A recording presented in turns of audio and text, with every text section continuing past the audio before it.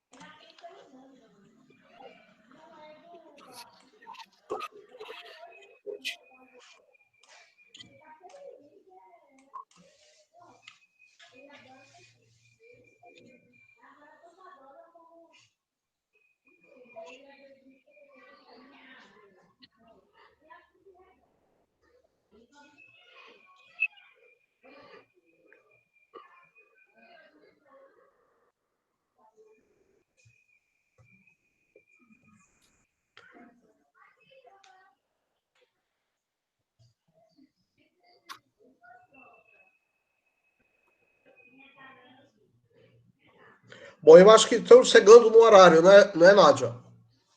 Podemos começar, então. Sabino, você está pronto aí? Sim, estou pronto. Ok. Então, eu vou começar fazendo uma introdução de 1 minuto de introdução.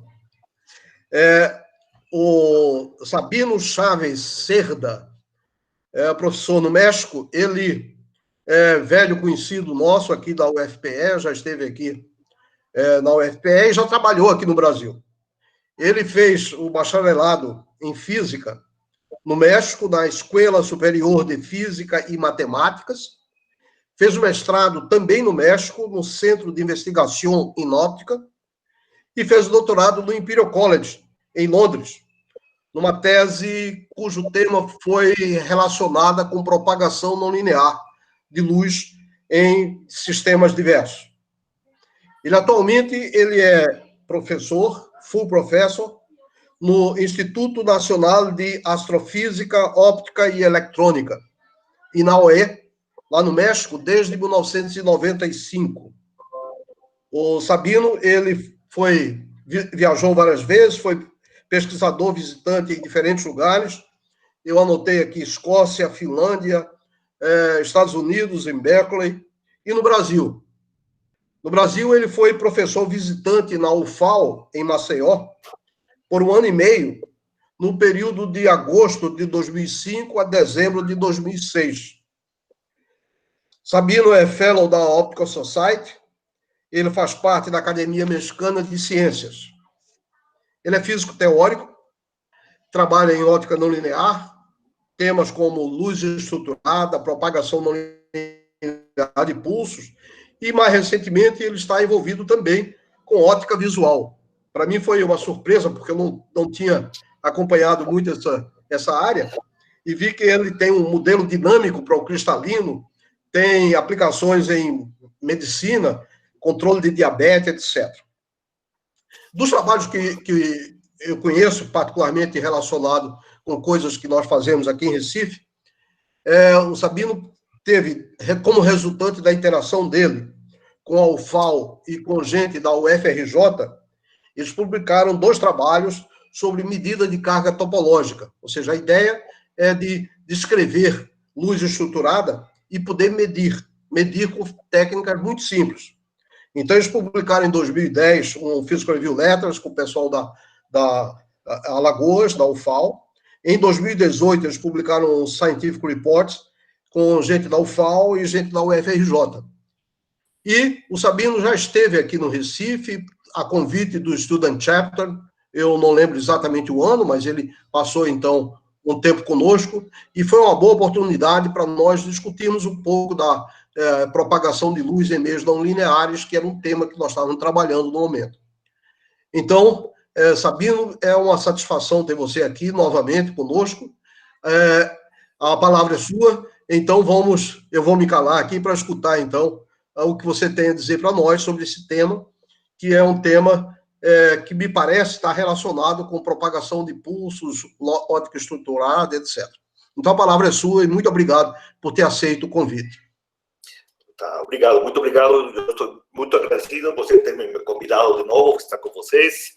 De algum jeito, você fala, a gente tem feito um trabalho muito interessante, que muitas coisas começaram com o pessoal lá do Brasil, e agora eu vou mostrar como foi que a história começou. Mas parte disso que eu vou apresentar agora, eu já apresentei tempo atrás com vocês, só que no tempo tinha ido avançando, e isso dá o que estou chamando agora aqui no título, a verdadeira física atrás dos feixes estruturados da Gauss, e vou apresentar um pouquinho dos últimos resultados. Dá para escutar direito?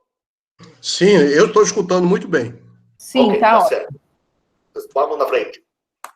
Ok. Então, vou começar a falar sobre a primeira parte dos feixes não difratantes Bessel. Feixes não difratantes Bessel foi uma história muito interessante, porque foi muito tempo atrás. São feixes que têm um perfil Bessel, intensidade, foram descobertos naquele tempo, em 1987. Durnin, ele era estudante de John Eberle. E então Eberle contou a história que o cara era meio preguiçoso e falou assim: não tem um jeito de resolver mais simples a equação de onda e encontrar uma solução de feixes. Aí que resolveu o problema utilizando separação de variáveis, que todo mundo sabe que é um método muito simples, e falaram: esta coisa tem que existir. Aí que começaram a trabalhar. O primeiro experimento que eles fizeram com uma placa de ouro, fizeram um anel muito fininho, e aí foi que conseguiram fazer os feixes Bessel. A parte interessante que eu vou falar aqui agora, principalmente, vai ser a parte teórica, certo? Então, estes são os primeiros trabalhos que eles fizeram, em 1977, aí foi o primeiro paper, Física das Violetas, depois foi um Josa, onde ele apresentou a teoria. Mas ele apresenta, quando ele faz a teoria, ele fala assim: os feixes que eu vou apresentar aqui são feixes que devem ser soluções exatas, não singulares, da equação de Helmholtz. Sim? A equação de Helmholtz, a gente sabe, é uma equação diferencial de segunda ordem, então deve ter duas soluções. Uma delas é a Bessel de primeiro tipo e a outra Bessel de segundo tipo. O problema da Bessel de segundo tipo é que é singular.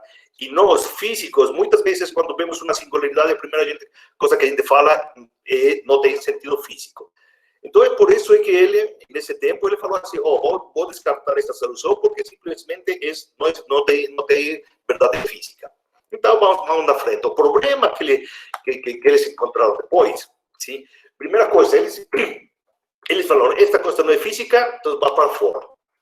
Certo? Esse paper, esse artigo que eles publicaram foi muito bom. Naquele tempo já existia aquele The Best in Optics, o melhor da ótica, em 1987, e eles apresentaram esse resultado, apareceu aqui, e aparece como de novo, feixe não difratante, mas aqui vem as primeiras histórias que estão erradas, vou mostrar como estão erradas, e por que estão erradas. Ele fala aqui que, apesar, porém, não pode ser possível fazer estes campos, porque a gente precisaria um campo infinito. Sim, ou simplesmente essa solução existe somente no plano infinito. Aí tem uma história um pouco esquisita, porque, por um lado, para os físicos também infinito não tem sentido físico. Então, aí já primeiro tirou a solução porque é singular e fala não tem sentido físico, mas aqui de novo aparece de infinito que, em princípio, não tem sentido físico. Depois de 25 anos, fizeram um review. E neste review foi feito por, acho que Forbes e Badger, que apresentaram toda esta coisa em 2013, o crescimento dos trabalhos relacionados com feixes Bessel. Foi um crescimento muito grande, e isto continua até faz uns 5 anos atrás, que depois chegaram os feixes Airy, e o feixe Airy tomou a história dos Bessel. Mas nós vamos ver como estão relacionados.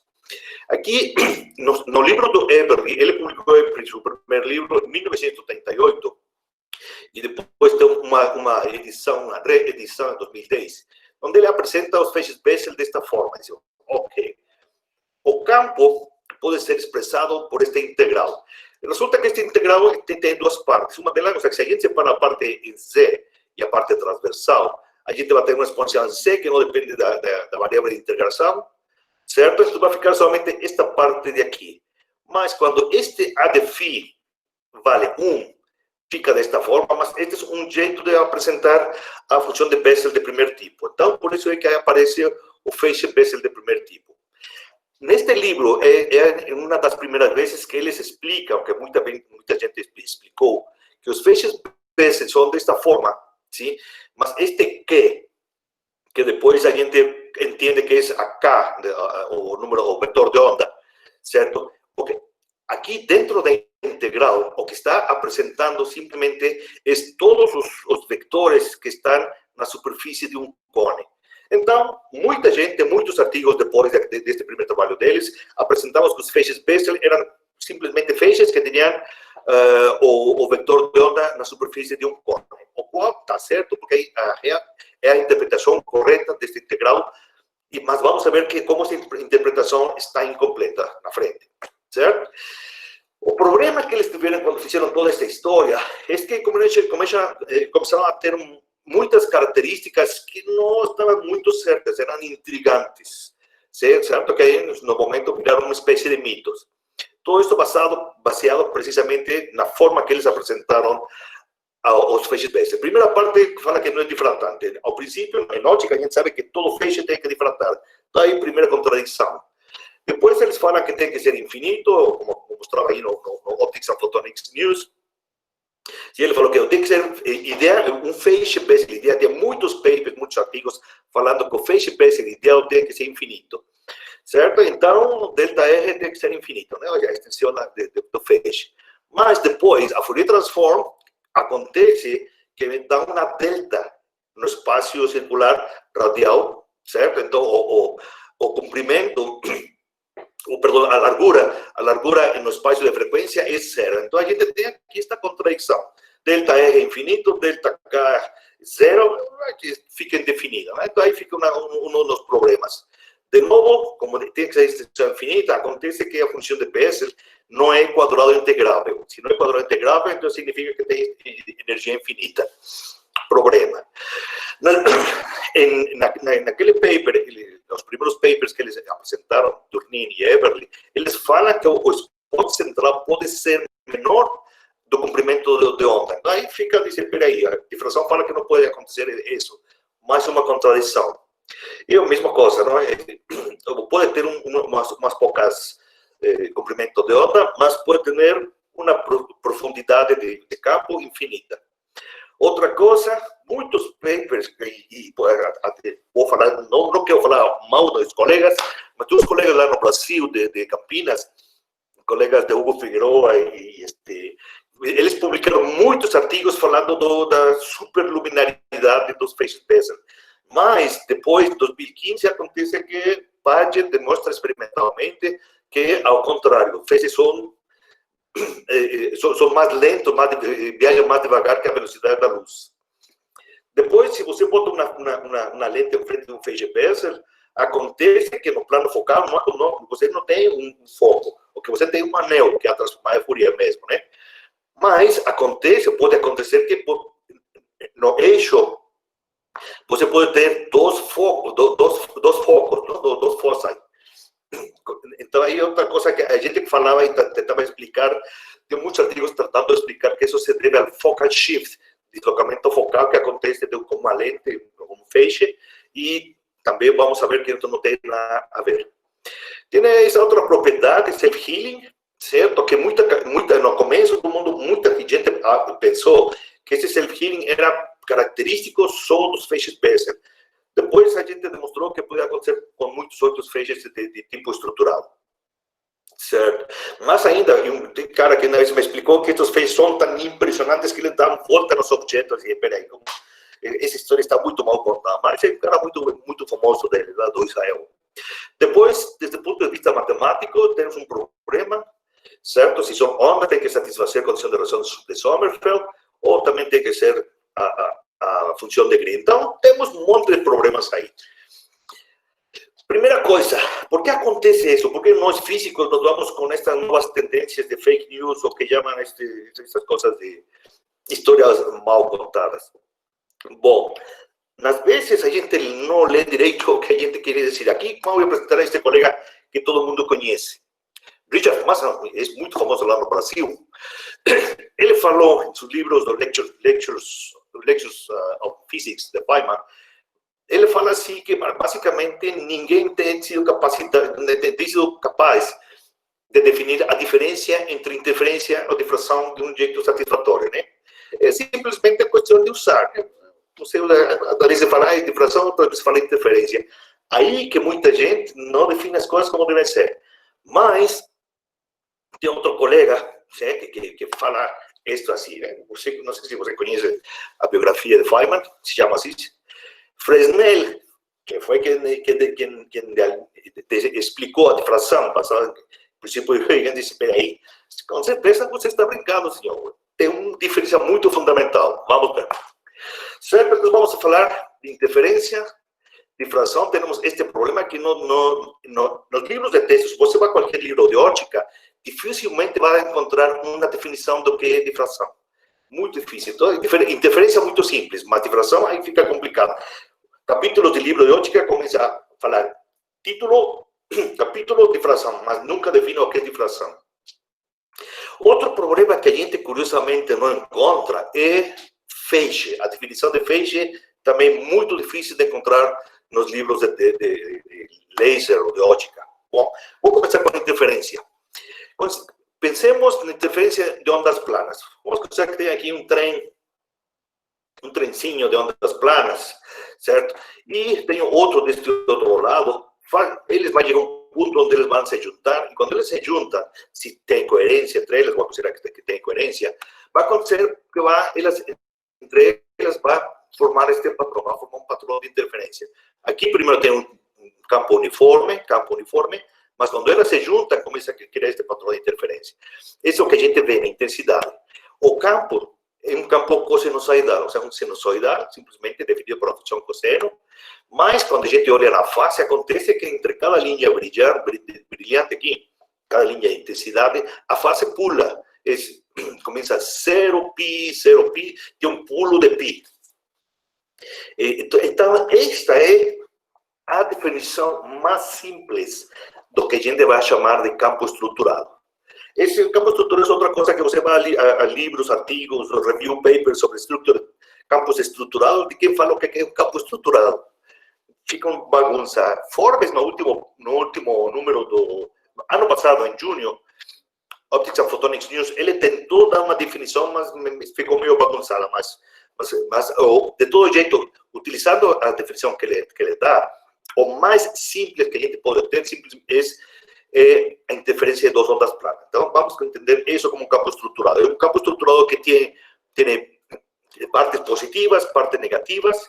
Na parte positiva, a fase vai ser 0, na parte negativa vai ser π. Então, vai ter essa continuidade, positivo, negativo, que significa a fase 0π, 0π, 0π, certo? Pronto. Eu já entendi a primeira parte de interferência, mais simples, difração. Vamos ver um pouco de difração. Difração, um dos problemas que a gente estuda no começo é a difração de um plano semi-infinito. Imaginemos que a gente tem um plano semi-infinito aqui, e depois a gente faz incidir uma onda plana, chega a onda plana aqui verde, mas tem uma parte, a ótica geométrica falaria que devia continuar nesta linha ponteada. Mas tem uma parte de luz que sai dessa zona, então fica uma parte iluminada. Aí foi o que o Fresnel começou a pesquisar e conseguiu explicar este fenômeno que a gente tem aqui e também esses pulinhos, estas oscilações. Então, Arnold Sommerfeld, ele é dos poucos que define o que é difração, fala assim simplesmente que qualquer desviação dos raios de uma trajetória retilínea que não se pode interpretar como reflexão ou refração, então vai ser chamada difração. Certo? Bom, então aí já temos a primeira história. Mas observemos que aqui a gente tem uma região onde praticamente o campo continua sendo inalterado. Vamos entender essa parte. Bom, imaginemos agora que a gente tem uma onda plana, assim, inclinada. A gente põe uma janela em frente dela e depois vamos ter difração de um lado, difração do outro. Sim, uma região mais ou menos uniforme. Mas estas perturbações aqui é devido precisamente à difração da luz. uma parte sai, mas outra parte sai deste lado, mas essas oscilações vão ser culpa da difração. Aqui, mesma coisa, se eu faço a mesma coisa para baixo, eu só vou ter o mesmo, mas dirigido para baixo. Mas o próximo, se eu ponho duas ondas juntas, eu já sei o que vai acontecer se eu tenho duas ondas planas superpostas. O que eu vou ter vai ser um padrão, um campo estruturado, e esse campo estruturado tem um perfil cosseno, mas se a gente bota uma janela na frente, isto é o que vai acontecer. Uma das ondas vai para cima, outra onda vai para baixo, mas aqui no meio forma um campo estruturado. Tem aqui um comportamento dado pela função cosseno, certo? Por isso aqui tem os máximos, e entre eles, como mostrei antes, deve ter um pulo de fase 0π, 0π.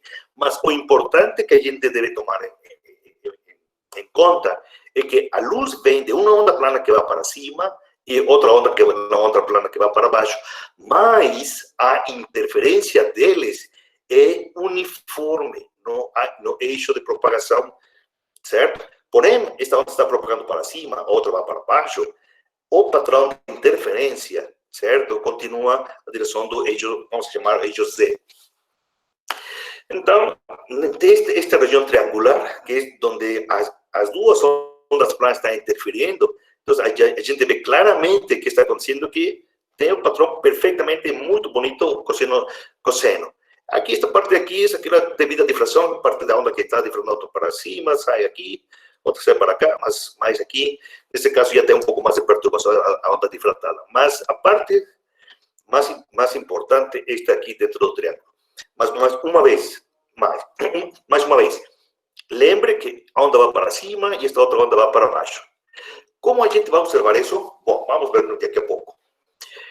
Depois, alguns artigos começaram a chamar esta história, ok, todos os livros de texto falam simplesmente de interferência, começaram a chamar de feixe cosseno. Certo? Vamos olhar o que acontece quando a gente tem... Agora estou vendo o padrão de frente, certo? Na transparência anterior, na página anterior, a gente estava vendo de lado como se propagava. Se a gente vê o que acontece aqui na frente, então, já não sei eu. Pronto. O que vai acontecer é isto aqui, que era um filminho, mas não deu certo. Bom, vemos uma coisa. Aqui está a obstrução, ou seja, aqui estou vendo de frente, então aqui tenho aqui uma obstrução circular. O que acontece? Acontece que, como a onda plana estava indo para cima, então tem uma sombra, na verdade uma sombra, que se chama penumbra, que vai para cima, a outra vai para baixo. Certo? Este pontinho aqui, esta linha brilhante aqui, basicamente é o spot de argot que vai e depois começa a interferir com o resto e aí sai todo isso aqui. Mas esta coisa que sai aqui me está mostrando um jeito que o que eu tenho está viajando para cima e esta outra está viajando para baixo. Então, é muito simples de entender quando a gente fala de ondas planas. Certo? Mas uma coisa importante, aqui na saída, se eu boto aqui um detetor, uma câmera fotográfica, o que eu vou observar vai ser o padrão original, cosseno, como se nunca tivesse tido uma obstrução. Por quê? Pois acontece que a parte da onda que estava aqui acima viajou, e depois interferiu com outra parte da onda que vinha daqui embaixo, e por isso que forma de novo o padrão cossenoidal, como se nunca tivesse existido a obstrução. Então, aí, a gente poderia pensar que é self-healing, que se auto-reconstrui, se a gente pensa que vai para frente, mas não é assim, não. O único que está acontecendo aqui, nesta parte, é a luz que vem de acima, interfere com a luz que chega de baixo, que nunca, esta parte aqui, nunca soube que tinha uma obstrução. Certo? Uma coisa muito importante que a gente tem que ver. Tem um monte de papers que vamos falar mais na frente. Obviamente, eu posso ter difração de uma sola fenda. Se tenho duas fendas, então vai acontecer dois fenômenos. Eu tenho aqui difração e além de difração tenho interferência. Por quê? Porque tenho, cada uma delas mostra um padrão que mostra que há interferência. Este daqui, estes dois são campos estruturados. Este também tem sus fases 0π, 0π, mas aqui vai ter ainda uma estrutura maior, certo? Devido à interferência. Pronto. Feixe. O que é um feixe? Bom, um feixe basicamente tem um livro muito velho, que já não existe mais em imprensa, que se chama Beam Optics. Beam and Fiber Optics, por este cara Arnaud, o francês. Ele solamente no prefácio, nenhuma parte do livro importante, nenhum capítulo fala que é um feixe. Simplesmente no prefácio, quando começa a conversar, o problema é que normalmente a gente, os estudantes, nunca lê o prefácio. Então, se você pega o livro, não vai saber o que é um feixe. Mas ele define o feixe basicamente como as ondas que têm uma pequena divergência, sim? Quando estão confinadas perto de um feixe de propagação. Então, basicamente, o que eu falo assim. Depois, muito tempo depois, este outro livro, Photonics, by King, T.A. King, ele é um cara na Escócia. Não, lá na Inglaterra, não está em Escócia, está em Manchester. Ele está em Manchester. Ele fez este livro em 2007 e ele também fala assim que difração, aqui está interessante, porque ele fala assim, difração simplesmente é a divergência de um frente de onda limitado em extensão. Então, aqui vem uma espécie de contradição. Por um feixe dessa forma, mas nós entendemos também como difração este fenômeno. Todo mundo fala, quando estamos falando de feixes laser, a gente fala assim, se está difratando porque se está abrindo. De algum jeito tem sentido com a definição que o cara Arnold Sommerfeld deu. É a desviação dos raios que deviam ir direto, ter uma pequena desviação devido a uma presença de uma abertura. Neste caso, a abertura é gaussiana. Pronto. Agora, já temos as definições, vamos ver o que é um feixe Bessel. E a pergunta sai, é um feixe ou não é um feixe? Pronto. Ele sai, basicamente, como mencionei no começo, como solução de equação de Helmholtz com as coordenadas cilíndricas. A gente bota aquele método que a gente sabe dos cursos de equações diferenciais parciais ou curso de métodos matemáticos, que é mais simples. Proposta de solução, a gente tem 3 soluções depois, cada uma delas agora passa de uma equação diferencial parcial a uma equação diferencial total. E estes duas são muito simples de resolver, são osciladores simples, então simplesmente soluções são exponenciais complexas. Aqui, esta também é exponencial complexa, que sabemos que estão compostas com ondas, utilizando a fórmula de Euler, cosseno mais I vezes seno. Pronto, então aqui a gente sabe que tem ondas. Mas aqui, neste caso, a gente tem a equação diferencial de Bessel para a parte radial. Então, vamos lá, vamos ver o que vai acontecer. Às vezes, os matemáticos falam que a gente parte de um sistema acoplado e a gente tem 3 equações não acopladas. Bom, não acopladas na parte das variáveis, mas, para nós físicos, a gente vê que sim estão acopladas. Em particular, a gente vê que KZ, acontece que KZ está relacionado com KR, certo? Então, basicamente, sim temos uma relação entre esta e esta. M está aqui, está relacionada com esta. Então, não estão tão desacopladas como no começo a gente poderia falar desde o ponto de vista matemático. Do ponto de vista físico, aí a gente precisa tomar muita atenção nisso. Pronto, vamos lá. Então, essa equação diferencial tem 2 soluções. Uma são de primeiro tipo, outra de segundo tipo. Uma a gente usa a letra J, a outra N. Essa também chamam funções de Neumann. Certo? E aqui vou mostrar aqui simplesmente para o caso de nm igual a 0. Se a gente temos um problema. Se, primeiro, nenhuma destas 2 soluções, sozinha, pode apresentar ou representar ondas viajeras. E a solução N de M é singular no origem, ou seja, ela oscila, mas quando chega na origem, ela vai para menos infinito. Para todo, não importa o valor de M, todas vão para baixo, vão a menos infinito, são singulares.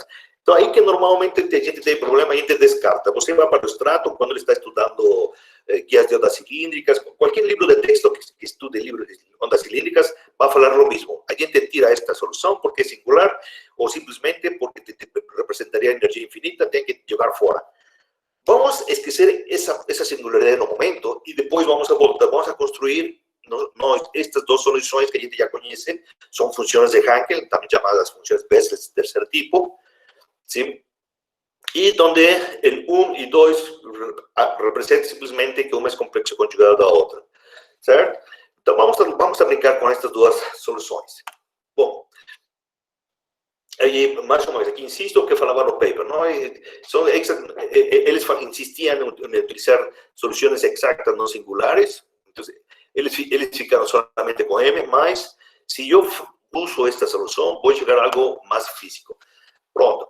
O que vai acontecer? Bom, as funções de Hankel, elas representam ondas viajeras, ondas viajantes, certo? H1 vai para fora, radialmente. Este aqui é uma onda plana, certo? E quando a gente suma as duas, ¿sí? Como esta vai para fora e outra vai para frente, acontece que a gente construi uma onda cônica com produto delas, certo? Bom, mas como eu tenho duas Hankels H2, essas são ondas cilíndricas que vão para dentro, certo? Então, quando a gente põe esta onda cilíndrica para dentro, com esta onda plana, o que a gente vai ter vai ser uma onda cônica côncava que vai viajar hacia dentro. Sim, então, vamos bem. A gente utilizou separação de variáveis, a separação de variáveis fala, a solução vai ser o produto das funções que você tenha. Pronto. Uma coisa importante, vamos lembrar de Sommerfeld. Sim? Bom, isso vai falar mais na frente. Sim? Esta solução H1, esta solução é utilizada muito quando a gente está estudando fibras ópticas para descrever o campo que sai da fibra, os modos leaking modes. Não sei como falar. Pronto, então o que vai acontecer? Os phases Bessel, se vai acontecer que quando eu tenho esta onda cônica que vai para fora, e se ela fica superposta com uma onda cônica que vai para dentro, o simples fato de que uma é o complexo conjugado da outra, certo? Vai acontecer que a parte que era singular vai embora sozinha, sim? Mas uma coisa importante, esta onda que vai para dentro, imagine este pedacinho da onda. Esta vai viajar, quando passe o eixo, vai virar uma onda que vai para fora como esta. Então, esta onda cônica côncava, depois de viajar uma distância, vai gerar ondas cônicas desta forma, ondas convexas. Então, a gente vai ter essa superposição, como vamos ver na frente. Então, uma coisa muito importante para o caso Pescher, a gente tem o campo modulado por a função Bessel, radialmente, não tem mais singularidade, por simples fato de estar interferindo, mas quando a gente faz a propagação, certo? A gente faz uma simulação de propagação do phase Bessel, o comportamento cônico aparece sozinho. De ponto a gente vê, propaga aqui o phase Bessel, e a gente vê que forma um cone. Sim? Ou seja, bueno, é um cone, na verdade, porque você está cortando a radial, certo? Então, se a gente vira aqui, essa coisa forma um triângulo aqui que representa um cone. Certo? Por quê? Porque uma parte, a parte externa da onda cônica vai para lá, vai viajando para lá, certo? E qualquer parte que está aqui, no centro, na metade da onda cônica, vai viajar, cruza o fecho, o eixo, e vai continuar, e vai virar uma onda cônica sainte. Aí é onde a gente tem, precisamente, o Bessel. Então, em qualquer experimento que você faça, phase Bessel, vai ter esta situação. As duas ondas vão estar aí. Pronto. Então, no começo, quando Eberle e muita gente estuda o phase Bessel, a gente pensa que o phase Bessel está viajando na direção do eixo. Por quê? Porque a gente vê um pico de intensidade na direção de propagação, certo? Mas, na verdade, a luz não está viajando dessa forma. A luz está viajando inclinada em uma direção e na outra, como a gente já mostrou para as ondas planas. Certo? Então, os phases Bessel, na verdade, é interferência de ondas cônicas fundamentais. Estou chamando fundamental a solução da equação de Helmholtz com condições de fronteira no infinito. Então, matematicamente, se conhece desse jeito. Então, as ondas cônicas fundamentais, as ondas cônicas que elas saem de um jeito natural da equação de Helmholtz, estão interferindo do mesmo jeito que acontece quando a gente tem duas ondas planas. Vamos ver se isso é certo. O problema é que eu acho que não vai funcionar as animações. Pronto. Então, aqui eu inventei faz muitos anos, naquele tempo, que era muito famoso pesquisando os phases, era o grupo de Finlândia, Ari Friberg e Trunen, eles estavam explicando quase todo. Eu fui com eles e eu apresentei minha teoria e eles ficaram assim, peraí, ficaram todos surpresos. Então, isto é um fecho ou não é um fecho? E aí que minha cabeça deu voltas e caí com essa história. Considerando que estudei na Inglaterra, vamos falar que fala Hamlet. to be or not to be, né? That's the question. Então, aí Shakespeare falou isso. Mas eu inventei essa outra história, de Hankel Dilema. A beam or not a beam? That is the question. Sí, na verdade, estamos percibiendo que no é um fecho, mas pode ter características similares às características de um fecho. Pronto. Agora vou explicar a parte da física real de feixes estruturados. Pronto. Já mostrei esta parte, a integral de Whittaker, para explicar o feixe Bessel, certo? Este foi o que fez o Durnin, e ele falou que era simplesmente esta integral representa todos os vetores de onda que estão na superfície de um cone. Mas, matematicamente, a gente sabe que este vetor se pode trasladar ao longo de ao longo da direção que ele está viajando. Então, pode estar aqui ou pode estar aqui atrás. Mesma coisa este daqui, pode estar aqui na frente, pode estar aqui atrás, o vetor é o mesmo. Então, na verdade, o que está acontecendo é que não é isso que esta integral representa. Esta integral representa esta parte de aqui. Está aqui el cono de vectores representado por esto, mas ese cono de vectores también puede ser este otro de acá. Entonces, esa ambigüedad. Y esto que estoy mostrando aquí son los frentes de onda. Imagina que a gente tem aqui este frente de onda, certo? Este frente de onda va a tener una onda plana asociada perpendicular a él. Entonces, imaginamos que este vector de onda está aquí, esta onda plana, mas cuando a gente rota, faz girar este vector de onda, a onda plana vai girar de tal jeito que vai gerar precisamente estas duas superfícies cônicas. Então, aqui dentro desta integral, as duas superfícies cônicas estão expressadas implicitamente e é por isso que aparece a função de Bessel. Então, estou fazendo uma concordância entre a solução obtida utilizando equações diferenciais e do jeito que eles mostraram também utilizando difração. Então, aqui está a parte importante. Esta é a história real de todos os feixes difratantes, porque se você observa esta integral aqui, certo? Quando eu botei aqui E igual a 1, uma constante, qualquer uma, isto vai virar a função de Bessel. Mas se aqui a gente bota aqui uma exponencial complexa, lembra que a gente tinha a solução angular E elevado a IMφ, então o que a gente vai obter aqui vai ser feixes Bessel de ordem superior. E assim a gente depois encontrou essa parte importante. E as outras soluções que existem para a equação de exemplos fundamentais são em coordenadas elípticas. Então, para isso a gente descobriu que existia essa função de φ, que a gente se inventou essa função. Quando a gente bota essa função aqui adentro, a gente cria precisamente os feixes Mathieu de ordem superior ou de ordem zero. E esto sirvió para aparecer aqui no Optics and Photonics News, do mesmo jeito que Durnin e a Eberly apareceram no Optics and Photonics News, no melhor da ótica, no ano 2000. Depois a gente fez feixes parabólicos, encontrou de novo a função A de φ, um pouquinho mais complicada a função, mas deu para fazer. E esta coisa cria de novo, tem a mesma estrutura integral, a mesma. A única coisa que a gente tem é este A de φ, que está modulando, pode ser amplitude e fase, mas as ondas cônicas estão aí. Estas são interessantes, estes fechos interessantes, porque a energia, bueno, o momento angular, viajam ao longo das parábolas. É uma coisa interessante que, bueno, agora não vai dar tempo para mostrar, mas a gente tem mostrado no outro tempo. Pronto. Vocês lembram que mostrei no começo que esses caras têm um problema de mitos ou de inconsistências. Vou mostrar por que essas inconsistências acontecem. Quando a gente resolve difração, o problema de difração que acontece, imaginemos que a gente tem uma abertura, tem uma fonte de luz aqui, a gente quer obter um campo do outro lado da screen,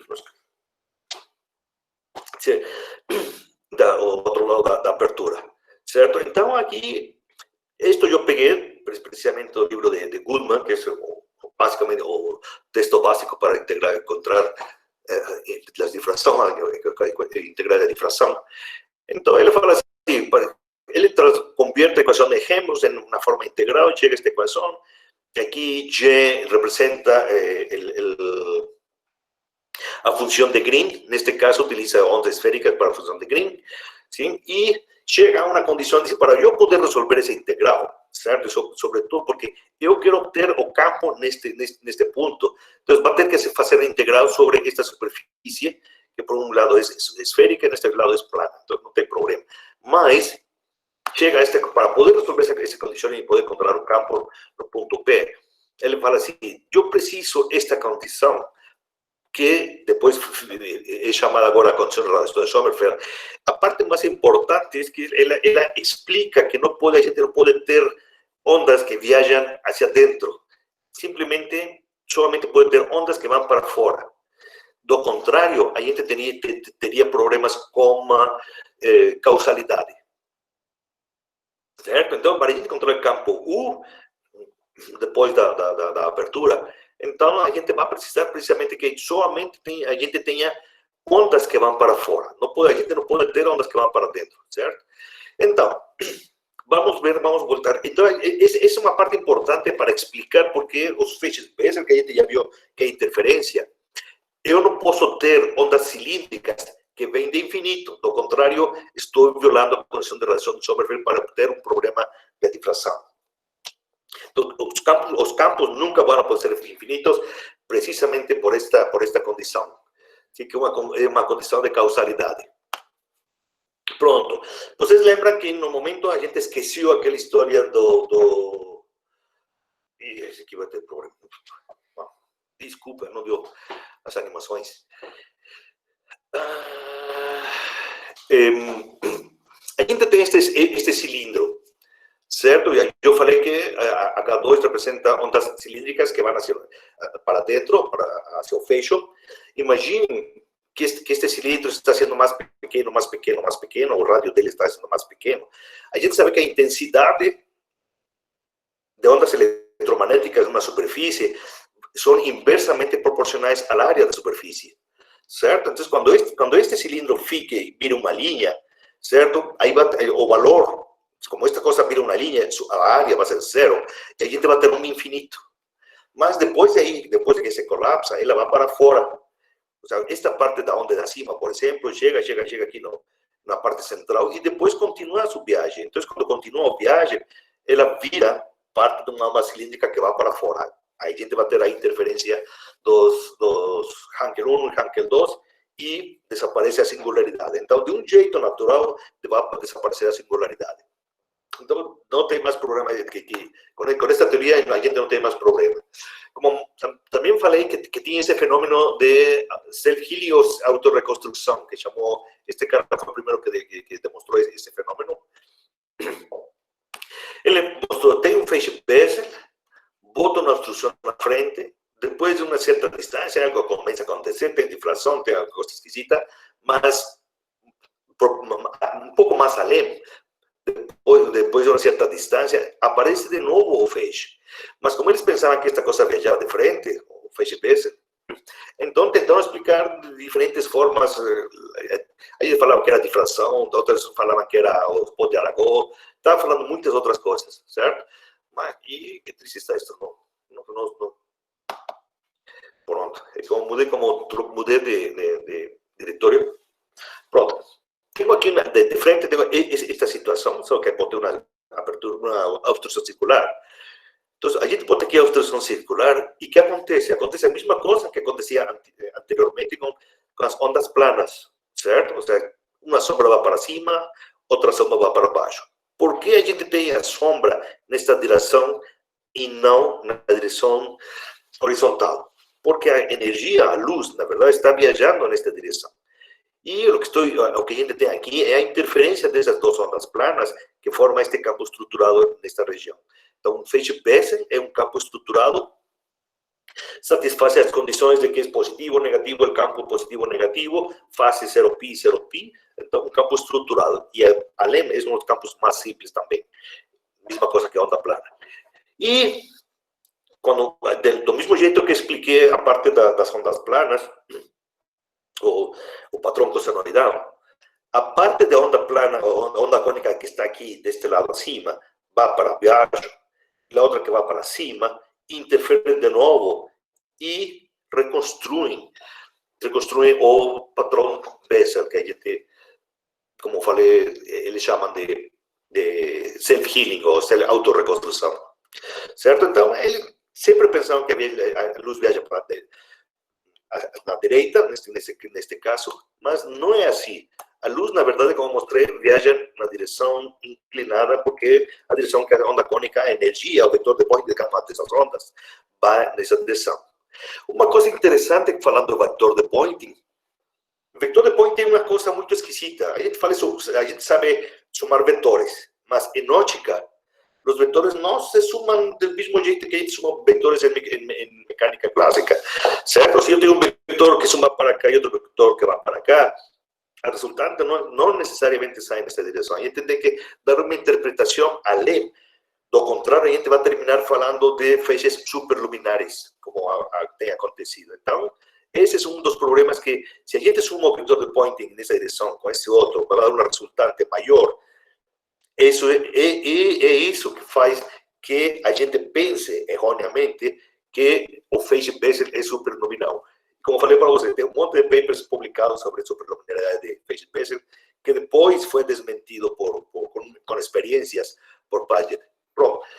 Bem, falei antes que um feixe Bessel, se você bota uma lente na frente, está aqui o desenho, está aqui, o feixe Bessel, boto aqui na frente uma lente, mas no plano focal o que a gente observa é um anel, é uma delta anular. E por que acontece? Pues, se a gente observa e vê que o feixe Bessel está formado por as ondas cônicas, é muito simples entender o que vai acontecer. Esta onda plana se vai enfocar no plano focal neste ponto, aqui vem para baixo, enfoca aqui embaixo. Se a gente rota, vai ter o anel que a gente observa no plano focal. Mas vamos observar outra coisa. Enquanto a onda passa a lente, ela fica uma espécie de onda curva, em forma de dona, assim, toroidal, porque tem simetria circular cilíndrica. Esta que vai para cima interfere com esta outra que vai para baixo. Aqui tenho aqui um triângulo para baixo, tenho aqui um triângulo para cima, e nesta região de gris um pouco mais claro, aqui tem interferência. E essa interferência vai fazer que, em efeito, tenha uma espécie de efeito de enfocamento.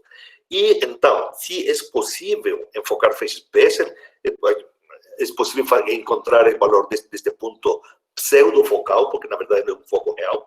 O foco está cá, se a gente entende o conceito de foco de uma lente. O foco da lente está neste plano, mas uma distância menor, a gente vai encontrar um pico de intensidade que, além, transversalmente, vai ter um perfil quase Bessel. Então, os feixes Bessel, se é possível enfocar, e é muito simples caracterizar. A gente já publicou isso tempo atrás. Primeiro tínhamos demonstrado a parte longitudinal e 2, 3 anos atrás fiz a parte transversal com colegas chineses. Então, a gente já pode caracterizar perfeitamente o enfocamento dos feixes Bessel. Isso é muito importante, principalmente para a gente que quer trabalhar com trampas de átomos, aí, como o nosso colega da Bosa, aí, que depois vou voltar com ele no final da plática. Pronto. A gente vem intensiando eixo, certo? A luz que está enfocada deste plano hacia cima, este foco, ela continua e abre de novo. Mas, e a mesma coisa que acontece com esta que vai para baixo. Ela continua e abre de novo. Mas tem uma região onde, de novo, começa a ter interferência. Esta interferência é o aparente segundo foco que acontece. Então, mais uma vez, não é deslocamento focal devido a uma lente, mas é o problema de interferência que acontece primeiro e depois acontece depois, devido ao tamanho e a distância focal da lente. Certo? Então, esta parte já foi resolvida. Então, a gente já resolveu essa parte. Aqui estou mostrando como foi que a gente resolveu a parte transversal. Certo? Mas a ideia é a mesma que a gente tem deste lado. Pronto. Depois, este é um extrato do paper de Durnin, e ele fala assim, certo? Aqui está sua integral, feixe Bessel, que já mostrei para vocês antes. Então, ele fala assim, que a largura de um feixe está determinado por este valor de alfa. Quando alfa é igual a omega sobre C, omega é a frequência da luz, ou simplesmente 2 pi sobre lambda, o máximo sim, agora sim, o diâmetro do feixe acontece que vai ser 3/4 de lambda, certo? Então, isto é muito fácil de mostrar matematicamente. O problema é que se a gente entende o que está acontecendo, a gente percebe que não é possível fazer o que ele está falando. Esse alfa está relacionado com o K transversal, a frequência transversal que eu mostrei para vocês antes. Se este K transversal 2π sobre lambda, então significa que o valor completo é K, que é a magnitude do vetor de onda. Se isso é verdade, então acontece que eu tenho simplesmente puras ondas cilíndricas, não tenho nada na direção de Z. E se não tenho nada em direção de Z, então não tenho nada propagando em Z. Então, simplesmente, aqui tem uma contradição muito grande. Eles falam assim, a gente pode criar feixe Bessel, certo? Com spot central menor, diâmetro menor, a longitude de onda. Mas acontece que não tem nenhum feixe propagando, porque não tem componente em Z. Certo? Então, aí está uma contradição. A gente já resolveu esse problema também. Pronto. Também, além, tem outra coisa. Vamos pensar que a gente pudesse fazer ondas cilíndricas. Mas acontece que o princípio de Huygens, que a gente conhece, aquele das cascarinhas, dos shells, certo? As ondeletas, os wavelets, não acontece, não sucede, não aplica quando a gente tem 2 dimensões. Se a gente resolve a equação de Helmholtz em 2 dimensões só, não é possível definir ondeletas, certo? E isso está demonstrado neste livro muito velho, também em 1939, onde basicamente fala assim que não é possível ter, simplesmente a gente vai ter um frente assim definido, mas vai acontecer que tem uma colinha, vai ter uma trail, certo? Uma parte arrastando aí atrás do frente de onda, então a gente não vai poder definir perfeitamente um feixe, certo? Então, vamos pensar que ainda temos uma situação experimental para fazer o feixe cilíndrico. Temos um espelho cônico de 90 graus ou 45 graus com respecto ao eixo, ilumina com onda plana, a gente gera onda cilíndrica, certo? A gente vai ter o primeiro problema, como medir esta história. Mas experimentar sempre encontra um jeito. Mas os matemáticos falam, oh, tá certo, você vai medir, mas você não vai poder medir esta parte. Por quê? Porque os feixes em 2 dimensões não está perfeitamente definido um frente de onda. Ou seja, esta coisa que estou mostrando aqui como uma espécie de cáscara, um cilindro de oco, simplesmente não deve ter uma certa largura, esta parte aqui do cilindro, de tal jeito que não vai poder medir esta situação, mas ainda vai estar meio indefinido. Então, essa outra parte já também ficou resolvida. Certo? Bom, isso ajudou a fazer feixes B, um resonador B. Eu não sabia, mas quando estava começando a pesquisar, Durnin e Eberly tentaram patentar um laser para fazer feixes B. O problema deles é que eles inventaram utilizando a ideia deles, né? Tiraram, a ideia deles é um anel e uma lente. Eles trocaram a lente por um espelho e ficou o anel. O problema disso é que era muito ineficiente porque você precisava um espelho em forma de anel muito fininho. Mas quando a gente compreende que o frente de onda do feixe Bessel é cônico, pronto, a gente bota um espelho cônico, um espelho plano aqui, e simples, quedou resolvido. O feixe queda muito bem feito, a gente tem muito mais volume para a excitação do ganho do material. Sim, e então, este foi feito na Bélgica. Um cara me escreveu, falou assim, você acha que pode fazer? Falou, este aqui tem um comprimento de 20 centímetros e dá a mesma eficiência de um laser de 1 metro com feixe gaussiano. Então, ele ficou muito feliz porque mostrou que podia fazer uma coisa muito mais compacta e mais eficiente. Pronto.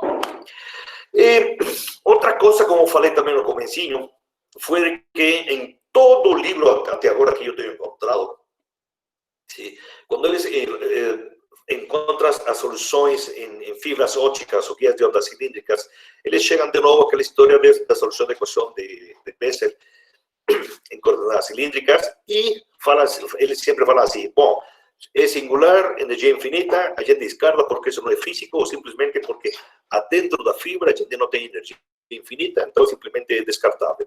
Mas não é assim não. Imagina que a gente tem um raio, o raio vai aqui, reflexão interna total, vai para baixo, então se a gente encontra todos os raios girando este daqui, a gente vai formar este frente de onda cônico que vem para dentro, frente de onda côncavo, continua o fecho, depois que passa o eixo, certo? Então acontece que ele vira de cônico, vira côncavo, e como isto é uma situação contínua, um CW, então este CW de onda de superposições de ondas cônicas côncavas com ondas cônicas convexas vai formar nada mais e nada menos que o perfil Bessel dos modos de fibras óticas, certo? E ainda pior, ou ainda melhor, as condições de fronteira.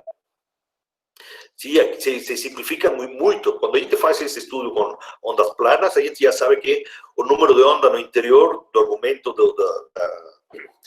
da exponencial viajante dentro de uma onda planar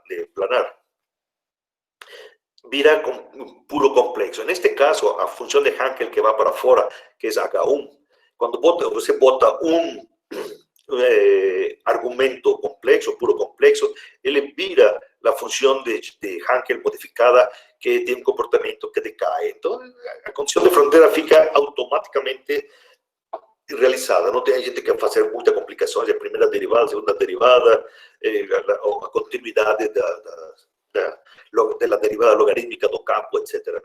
Simplifica muito essa história. Pronto. A história do por que os fótons podem viajar mais rápido ou mais lento da velocidade da luz. Como falei para vocês, isso foi Paget que mostrou isso em 2015, com um grupo experimental, certo? Mas é muito interessante que quando ele pergunta, o que está acontecendo? Então, ele tentou explicar desta forma, dice, uma forma de pensar sobre este problema é que parte da luz em um campo estruturado se está movendo na direção equivocada, de lado, em lugar de irse na frente. Mas está interessante porque ele está falando que a luz se está movendo de um jeito equivocado, quando na verdade o que está acontecendo realmente é que a luz está viajando de forma inclinada, que é o que faz esse aparente. Bueno, neste caso, se acontece que está viajando na velocidade da luz. Bom, vamos a ver por quê. A explicação é muito simples. Imagina que tem um Bessel. Está aqui as duas ondas cônicas, uma onda cônica para aqui, outra onda cônica para cá. Vamos poner um plano A, a gente bota um plano B, sim? Então, se a gente considera duas ondas planas, a gente vai calcular a velocidade da luz nesta distância. Então, está certo, a gente já sabe, vai viajar esta distância, a gente conhece a distância, conhece a velocidade da luz, a gente conhece o tempo de velocidade que levou viajar daqui para cá. Certo? Então, está aqui o tempo de viagem, mas D sobre C, essa distância D, C é a velocidade da luz, mas, na verdade, o que está acontecendo no feixe Bessel, que está neste ponto, o frente de onda está aqui, e quando chega no plano B, viajou esta distância, que é a hipotenusa. Então, ele viajou na distância D, que é maior desta, que a distância horizontal, D minúscula. Então, é muito simples. Se D é maior, então o tempo que viaja daqui para baixo, sideways, como fala Paget, é maior. E se é maior, então dá a aparência que está viajando mais devagar. Porque este experimento foi feito em fóton por fóton. Foi single photon experiment. Sim? Então, desse jeito, acontecia que a gente já sabe, já tem experimentos de single photons, que a gente pode fazer feixe Bessel com single photons. Então, ele fez um experimento com single photons, e aconteceu que observaram este fenômeno aqui, viajando aqui para cá, um só fotão. Então, com certeza, tinha que viajar forçosamente esta distância. E aí que o tempo é maior que acontece para uma onda plana no detetor nesse ponto. Então, aí ficou explicado muito simples por que um feixe Bessel é aparentemente mais lento que a velocidade da luz. Certo? E depois ele também demonstrou para feixes Laguerre-Gauss e ainda gaussiano. certo? Então, a ideia, se você pensa que o peixe-peixe está viajando daqui para cá, não é assim, não. Neste caso, como é single photon, então, na verdade, está viajando nesta direção, certo? Então, maior distância, maior tempo. Então, não é que é mais devagar, mas é que está viajando uma distância maior.